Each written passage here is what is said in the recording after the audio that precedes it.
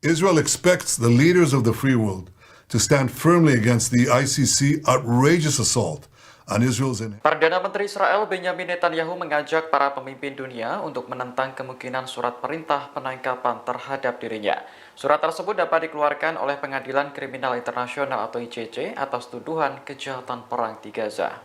Dalam video di akun YouTube resminya, Netanyahu mengkritik wacana ICC atas rencana menangkap dirinya. Ia menuduh pengadilan yang bermarkas di Belanda tersebut menghalangi Israel dalam upaya membela diri dari Hamas. Jika ICC benar-benar mengeluarkan surat penangkapan terhadap Netanyahu, maka dianggap sebagai kejahatan antisemit yang belum pernah terjadi sebelumnya. Oleh karena itu, Netanyahu menyerukan para pemimpin dunia bebas untuk menentang ICC mengeluarkan surat tersebut. Sebagai informasi, ICC membuka penyelidikan atas dugaan kejahatan perang yang dilakukan oleh militer Israel di tepi barat dan Gaza pada tahun 2021. Penyelidikan tersebut juga mencakup peristiwa-peristiwa sejak tahun 2014. Belakangan, para pejabat tinggi Israel mendengar kabar soal kemungkinan ICC mengeluarkan surat penangkapan terhadap Netanyahu. Mereka pun langsung menyusun strategi untuk mencegahnya, mulai dari melobi pengadilan, meminta bantuan negara barat, hingga menyiagakan kedutaan besar. Israel expects the leaders of the free world to stand firmly against the ICC outrageous assault on Israel's inherent right of self-defense. We expect them to use all the means at their disposal to stop this dangerous move.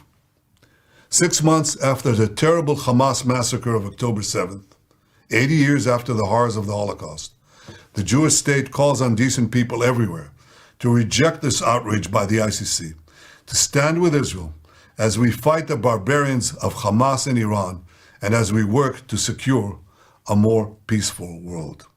أيوه وحوش الشباب يلا الجامعة أرخص منك اللي دخلك برا. Duta Besar Jerman untuk Palestina Oliver Auska diserang oleh massa saat berkunjung ke tepi barat pada Selasa 30 April kemarin. Massa mengamuk karena Jerman ikut mendukung Israel dalam perang di Gaza. Peristiwa ini terjadi saat Auska berkunjung di Universitas Birzeit dekat Ramallah di tepi barat. Rekaman video memperlihatkan diplomat tersebut berjalan cepat menuju mobil karena dikejar oleh mahasiswa. Setelah itu, massa berusaha merusak mobil yang ditumpangi Auska dengan menendang hingga memecah kaca spion. Dilansir Jerusalem Post, Auska adalah satu dari sekelompok utusan yang diserang pada pertemuan Kepala Misi Uni Eropa untuk Otoritas Palestina di Museum Nasional. Sebelum kejadian, mahasiswa Palestina menyerukan protes lewat Facebook atas kehadiran perwakilan Jerman. Hal ini karena Berlin turut mendukung Israel dalam perang di Gaza. Amir Kayet, seorang mahasiswa dari Universitas Birzeit, mengatakan mereka memaksa diplomat Uni Eropa untuk pergi.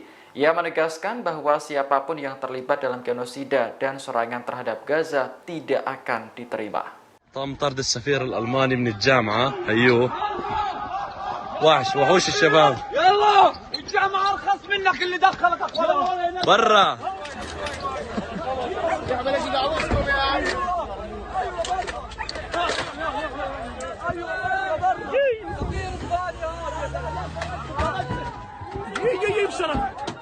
The International Criminal Court in The Hague is contemplating issuing arrest warrants against senior Israeli government and military officials as war criminals.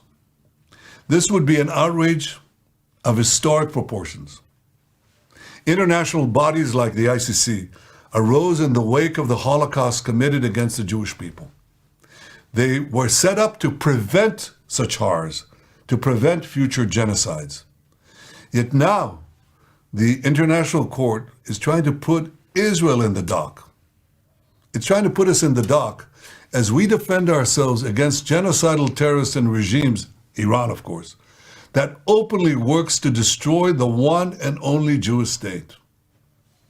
Branding Israel's leaders and soldiers as war criminals will pour jet fuel on the fires of anti-Semitism, those fires that are already raging on the campuses of America and across capitals around the world. It will also be the first time that a democratic country fighting for its life according to the rules of war is itself accused of war crimes. The Israeli army, the IDF, is one of the most moral militaries in the world. It takes endless measures to prevent civilian casualties, measures that no other army takes. It does so while fighting a terrorist enemy which uses its own civilians as human shields. You know the truth.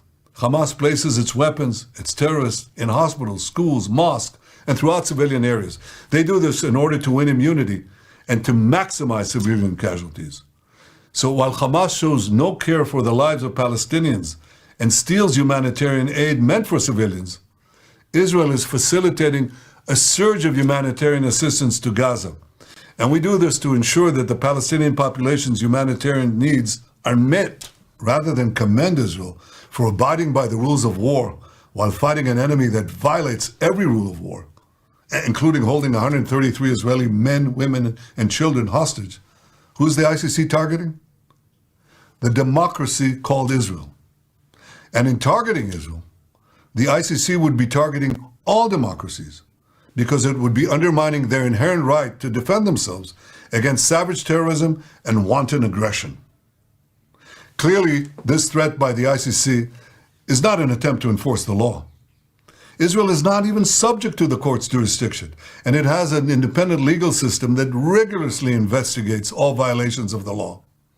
Rather, this ICC attempt is an attempt to paralyze Israel's very ability to defend itself. The government and people of Israel reject outright this grave threat to our security, this grave threat to our very existence.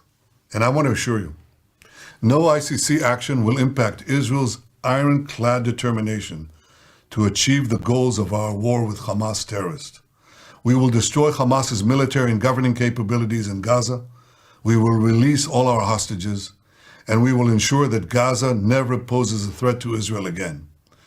Israel expects the leaders of the free world to stand firmly against the ICC outrageous assault on Israel's inherent right of self-defense.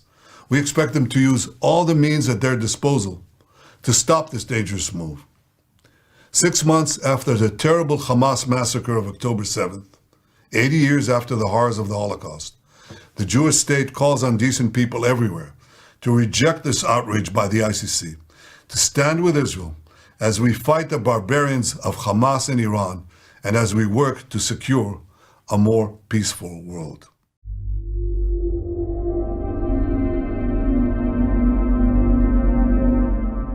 Lebih dari 100 gerai restoran makanan cepat saji Kentucky Fried Chicken atau KFC di Malaysia terpaksa ditutup.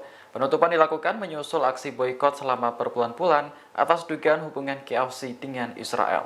KSR Brand Holding PhD yang mengoperasikan KFC dan Pizza Hut di Malaysia mengatakan pihaknya menutup sementara gerai KFC sebagai respons terhadap kondisi ekonomi yang buruk. Pernyataan itu tidak merinci berapa banyak gerai yang akan ditutup. Namun, laporan media lokal mengatakan lebih dari 100 gerai akan ditutup.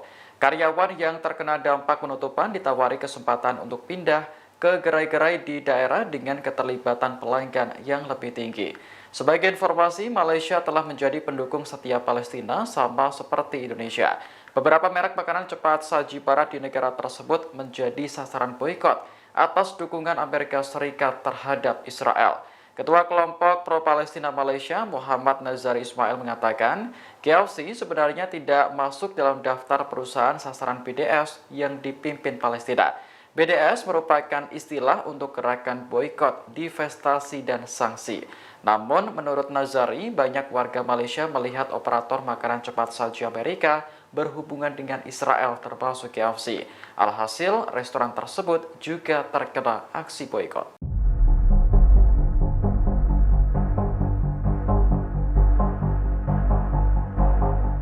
Perdana Menteri Israel Benjamin Netanyahu menghadapi tekanan berat di tengah berlangsungnya perang Gaza. Tekanan itu berasal dari para pemimpin oposisi yang terus-menerus melontarkan kritik. Salah satu orang yang kerap mengkritik Netanyahu adalah pemimpin oposisi Israel, Yair Lapid.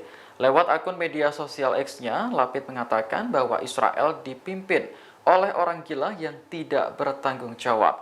Ia menuduh Netanyahu gagal mencapai tujuan perang di Gaza, yakni melenyapkan Hamas dan membawa pulang seluruh sandera. Tak hanya itu, Lapid juga menyindir Menteri Keamanan Nasional Itamar Ben-Gvir sebagai menteri dengan catatan kriminal. Ia mengaku heran mengapa pemerintah Israel masih mempertahankan Ben-Gvir di kabinet. Meski berulang kali dikritik, Netanyahu menegaskan bahwa perang di Gaza akan terus berlanjut. Bahkan pihaknya telah menyiagakan tentara untuk menyerang Rafah.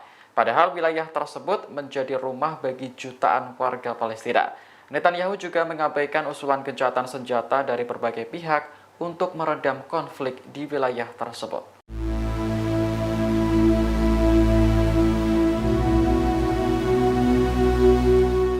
Maskapai penerbangan Emirat Fly Dubai mendapat kecaman karena mempromosikan pariwisata di Israel. Dalam panduan perjalanannya, Fly Dubai menggambarkan Israel sebagai salah satu negara paling dinamis di Timur Tengah. Fly Dubai menyebut kota tua Yerusalem sebagai tempat yang wajib dikunjungi ketika berlibur ke Israel. Padahal sebelum tahun 1967, kota tersebut secara resmi milik Palestina. Yerusalem adalah tempat di mana Masjid Al-Aqsa berdiri, namun diklaim oleh Israel sebagai situs paling suci umat Yahudi. Hampir seluruh komunitas internasional menolak klaim Israel atas kepemilikan Yerusalem. Tak hanya destinasi wisata, Fly Dubai juga mempromosikan sejumlah makanan khas Israel. Maskapai penerbangan ini meluncurkan layanan komersialnya ke Tel Aviv pada tahun 2020. Ini menjadi layanan komersial reguler pertama setelah Uni Emirat Arab dan Israel sepakat menormalisasi hubungan. Warga Palestina menilai normalisasi telah melanggar kebijakan Liga Arab yang menentang pendudukan Israel di tanah Palestina. Konsensusnya adalah tidak boleh ada hubungan dengan Zionis sampai Israel berdamai dengan Palestina.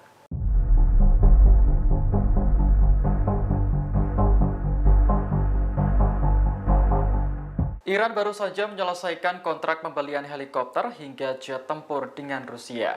Nantinya kendaraan udara tersebut akan digunakan untuk memperkuat militer Iran. Wakil Menteri Pertahanan Iran, Brigadir Jenderal Mahdi Farahi menyebut ada 3 jenis kendaraan udara yang dibeli dari Rusia. Pertama helikopter serang Bil Mi-28, kemudian jet tempur Su-35, dan terakhir jet latih Yak-130. Jenderal Farahi mengklaim bahwa Iran memiliki armada helikopter militer paling kuat di Timur Tengah. Pencapaian ini terjadi setelah Teheran melaksanakan beberapa proyek terkait peningkatan kemampuan helikopter. Di sisi lain, Iran belum membeli satupun pesawat tempur baru dalam beberapa tahun terakhir. Negara itu hanya membeli sejumlah jet tempur MiG-29 Fulcrum Rusia pada tahun 1990-an. Iran dan Rusia telah menandatangani kesepakatan besar untuk meningkatkan kerjasama di bidang ekonomi, perdagangan, energi, dan militer. Pada bulan September 2023, Angkatan Udara Iran menerima jet latih Yak-130 pertama buatan Rusia. Dikembangkan oleh Yakovlev dan Aermacchi Rusia, Yakovlev Yak-130 adalah pesawat latih jet subsonik 2 kursi dan pesawat tempur ringan. Pesawat canggih ini akan memungkinkan pilot militer Iran menjalani pelatihan pengoperasian jet tempur generasi 4+ dan kelima, seperti Sukhoi Su-57. Download Tribun X sekarang, menghadirkan lokal menjadi Indonesia.